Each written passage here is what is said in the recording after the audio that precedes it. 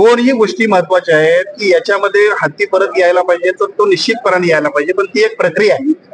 आम्हाला वाटतंय म्हणून यायला पाहिजे असं जर म्हटलं असतं तर एखादी गोष्ट ज्या वेळेला सरकार दरबारी असते त्यावेळेला जनभावनेचं प्रतीक म्हणून आम्ही सगळेजण जेवढ्या ताकदीने मांडतोय त्याच्यावरती लगेच निर्णय आपण घेऊ शकतोय.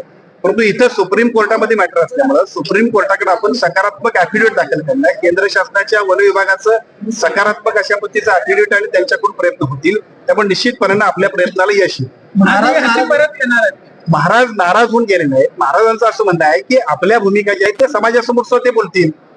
शेवटी एखादी भूमिका घेत असताना ती भूमिका समाजासमोर मांडली पाहिजे आणि ते त्यांचं कर्तव्य आहे. त्यामुळे त्यांची भूमिका बरोबर आहे. पालकमंत्री म्हणून मी आणि दोन्ही खासदारांनी आमचे सगळे लोकप्रतिनिधी आम्ही सगळेजण त्या सगळ्यांच्या झालेल्या चर्चेचा सारांश तुम्हाला सांगतोय की ज्या सारांशाच्या माध्यमातून आपल्या सगळ्यांची जनभावना आणि त्या जनभावनेचं एकूण अपेक्षित असणारं जे काही एकूण फायनल रिझल्ट आहे ते कुठल्याही परिस्थितीमध्ये नांदी मठाचा हत्ती आपल्याकडे परत आला पाहिजे. त्यासाठी दोन्ही बाजूनं एका बाजूला राज्य शासना केंद्र शासनाच्या वतीनं आपल्याला सुप्रीम कोर्टात मांडणी करावी लागणार आहे. ती पॉझिटिव्ह मांडणी होईल आणि वनतारा सुद्धा त्याच्यामध्ये सकारात्मक पद्धतीने आपल्याला संमती देईल.